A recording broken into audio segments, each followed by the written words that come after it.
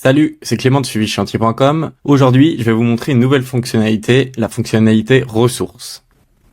Donc, on se retrouve ici dans l'interface. L'objectif de cette fonctionnalité, c'est de pouvoir affiner votre coût de chantier en ajoutant les ressources que vous avez attribuées au chantier. Mais tout d'abord, il faut commencer par créer une base de ressources pour votre entreprise. Donc là, on peut voir que moi, j'ai un déshumidificateur, 35 € jour, le béton prêt à l'emploi, du sable, de la mini-pelle. On va créer ensemble une nouvelle ressource, donc parpaing. Prix unitaire, moi je me pige 35 €. Là, je peux choisir mon unité de mesure. Donc moi, c'est le mètre carré linéaire.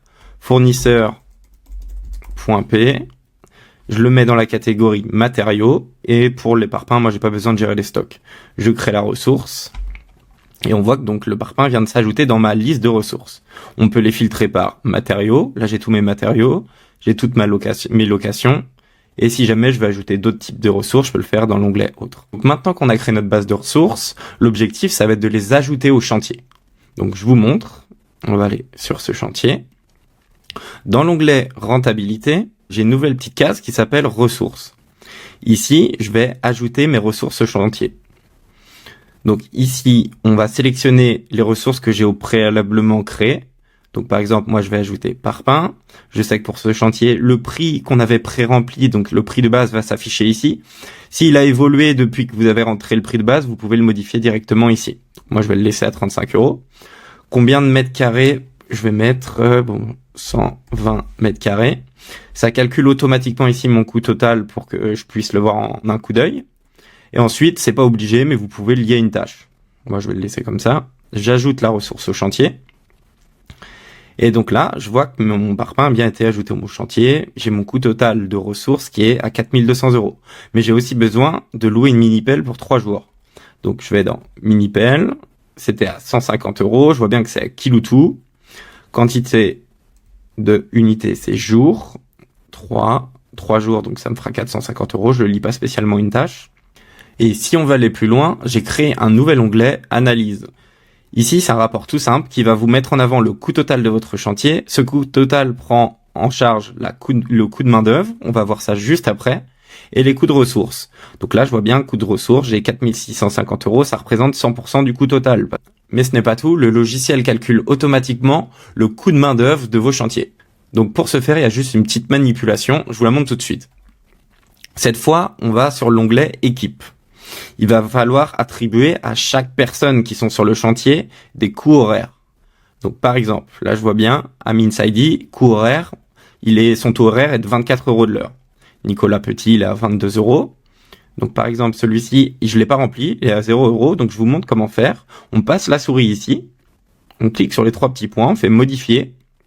Là j'ai le coût horaire, et je vais le mettre, il a plus d'expérience, donc je vais le mettre à 26 € de l'heure.